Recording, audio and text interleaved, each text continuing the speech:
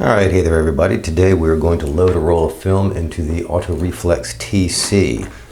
The Konica is a little bit different than many of the other cameras of that era. And let's take a look and make sure that you can get your film loaded properly. Today we're going to load a roll of Ilford Pan 100, which I understand is out of production, but I still got a bunch of it sitting around. So, first thing we got to do is open up the back of the camera, and that's where the first difference lies. In most cameras of this area, in order to open the back, you would pull up on the rewind crank right here. You don't do that on the Konica. This thing doesn't move. Instead, you have a latch right down there, and this is what you pull out in order to open up the back of the camera. And so, you know, ordinarily I would remove a strap like this, but it's original factory, and I'm just too much of a collector to hack off the original factory strap. All right, so here we go. So now we open up the back of the camera. Voila. Okay, and you can see the metal copal square shutter right there. Okay, first thing to note, you do not need to put batteries in the Autoreflex TC in order to load film into the camera. It does not require batteries to operate. Batteries only operate the light meter.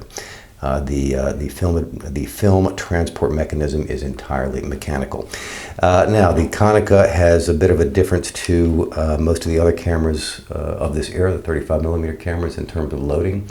And that has to do with the nature of the take-up spool. Right here you see a multi-slided take-up spool, which is fairly common for that era, but this one has a bit of a difference. The take-up spool is essentially two cylinders, one on top of the other. And you've got an interior cylinder which does not move, at least not for the first, at least not for a while. I mean, it remains stationary while the external cylinder, which is this, rotates against it, and then at some point it catches, and I believe it all moves together as one unit. But the mechanism is designed to grab the leader of the film. Most film loading, if you have problems with loading film, it's usually because this part of the film isn't securely fastened to this part of the camera. And the Konica has a really good system. The T2 has something similar, only on the T2 it's the interior cylinder which rotates, and the exterior one which remains stationary. And on the TC it's opposite. So for the TC, loading it very easy. All we're going to do is oh wait, another difference I should mention with the Konicas. Since this doesn't move up, you've got the little cutout down here at the bottom. You insert the film simply like so, without the necessity of having to pull up on the rewind crank, which doesn't move. So now we've got this in here. And also, I'll just say a word about the, some people insert the leader and then pull the cartridge over and put it in in its position over here, whereas some people traditionally, you would put the cartridge over here and then pull the leader across. It really doesn't matter. It's half, I mean, it's 6 of one, half dozen the other. It makes very little difference.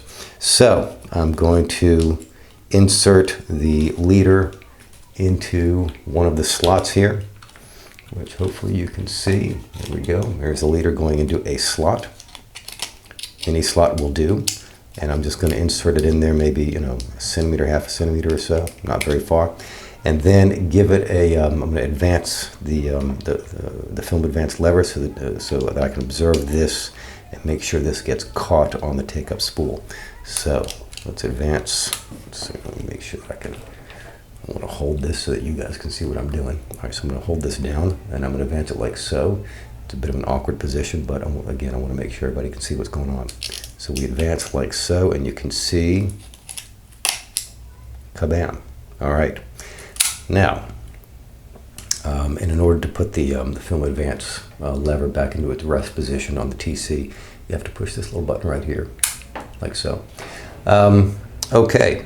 Now, ordinarily at this point, I would wind the, I would take the rewind knob and tighten it up so that there's no slack in the cartridge. And the reason I want to do that is so that after I close the back of the camera and begin advancing film, if there's no slack in here, then that's going to cause this to rotate, and I can see it rotate, and therefore I can confirm for myself that this part of the film is in fact properly loaded, and it's not going to slip out.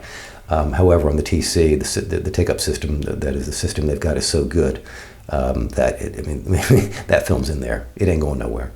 I have absolute 100% confidence that this film has been properly loaded because the Konica system is really, really good. As far as quick loading systems go from that period, Canon had its quick loading system prominently on the FTB. I had an FTB for years. It was my go-to camera, and I'm familiar with that system, and I'm familiar enough to say that this one is better. I think the Konica system is the best non-automated film loading assist feature that you can get in a camera of this era, in my opinion. That's just my opinion. All right, so, but I've tightened up the film now, and it's probably a good idea anyway, even though I know that it's securely fastened here, because I want to see that the film the sprockets are catching into the teeth of the transport spool. So I can see that now, and here we go. There, okay.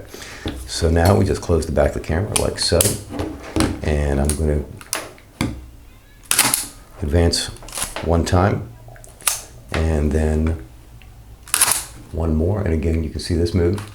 See that rotate? There you go.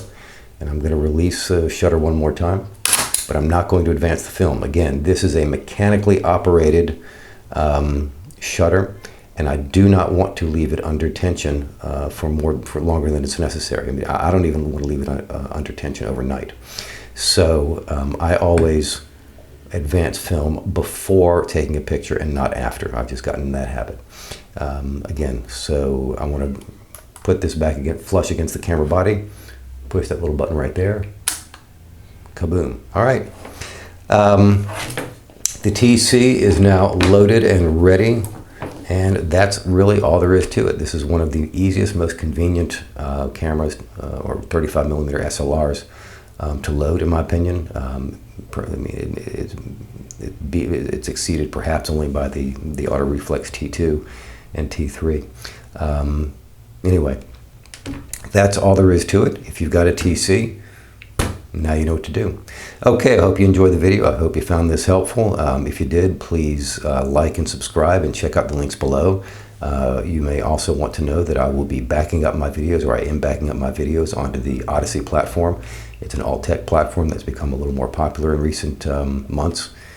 And I think that all small hobby creators ought to be backing up their content, because I think that the #1 platform that we're all using really doesn't have much more interest in promoting small hobby creators.